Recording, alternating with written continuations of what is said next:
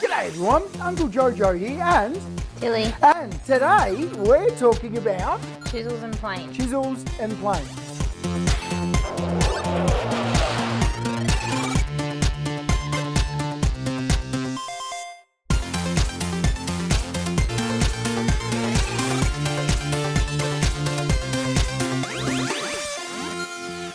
Two of the most important tools when it comes to finishing our project and truing up any timber.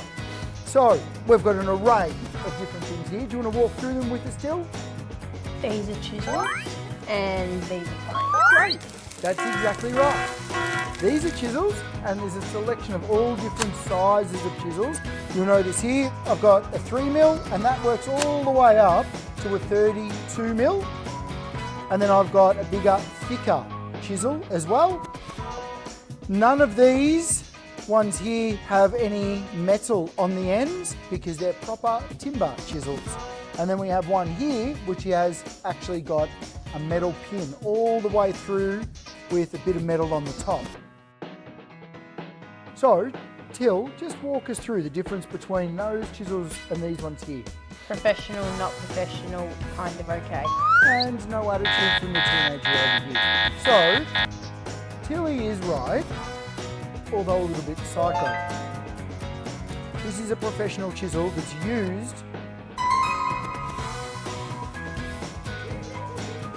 I'm about to grab my mallet and smash you over the head with it. A mullet is something that you eat or is something that you grow over the back of your head. That is called a mallet. Same thing.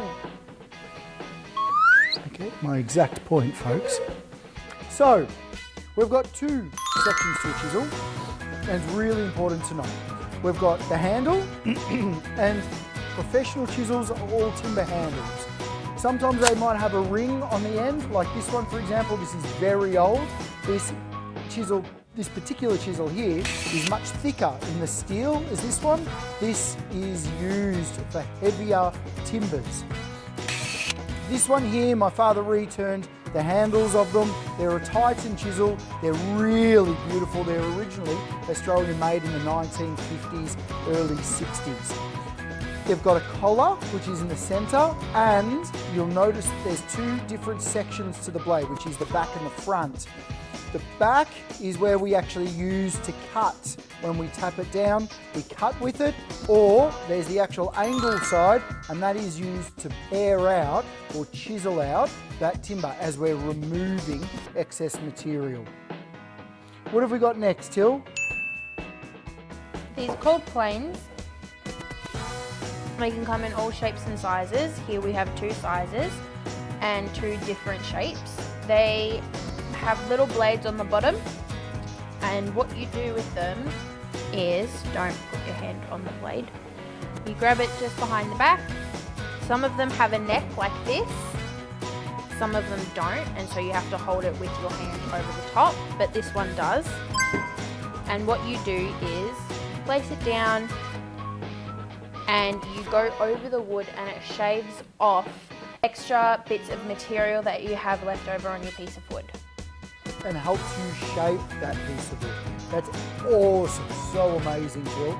This is actually called a palm plane. It's very, very heavy and it's all made of bronze. It sits in the palm of my hand and I usually put it in my nail bag when I'm doing finishing carpentry. Very, very useful. And we have different sized planes for the different uses around the workshop. These revert to the exact kinds of planes that we'd use on site still today. They are made up of two different sections, so you can quite easily just remove the back of the plane and you can get to that blade very easily to sharpen it. This is also a very low angle blade, so you can see that the angle in this is very flat. The blade is very, very flat. That means that I can do small, delicate pieces when I'm shaping or making super accurate cuts for things on site, like finishing carpentry. This one here, for example, is a very steep angle, and the reason that this is steep angle is because it's used slightly differently to scrape and pare off excess timber. So this is super delicate, and this one's a little bit rougher. You can take these blades out really easily and shape them, and they are excellent for making sure that your timber is true and flat and square. Whenever we use these type of chisels, Tilly's got the mallet in her hand, and that's what we'd use for this type of chisel, because it's a professional chisel. We only want to hit it with timber. Where if we're using a chisel like this, what type of chisel is this, Till?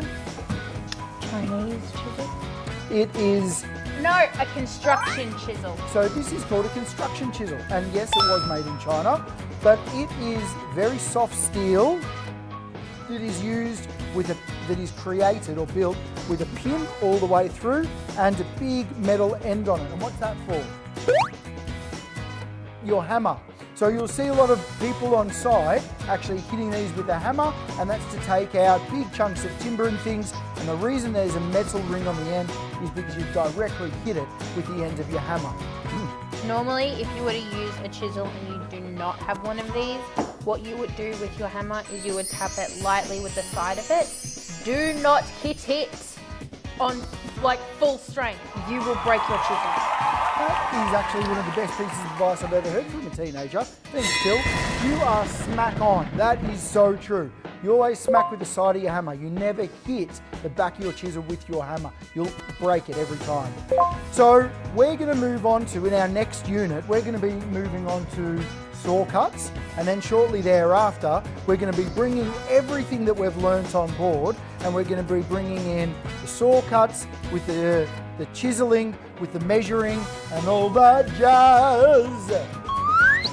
And you're going to be able to start to see how all of these units blend together, and your skills are going to be better and better and better and better until you stop saying better. And you can build your own projects and be better. Thanks for watching. Any questions or queries, click them over to us and get into our group chat and join the pack at Wulf Institute so that we can have a chat, so you can ask any questions there and we can share information all together. Thanks for watching, and stay unreal, banana peels. See you in the suit. See you in the suit.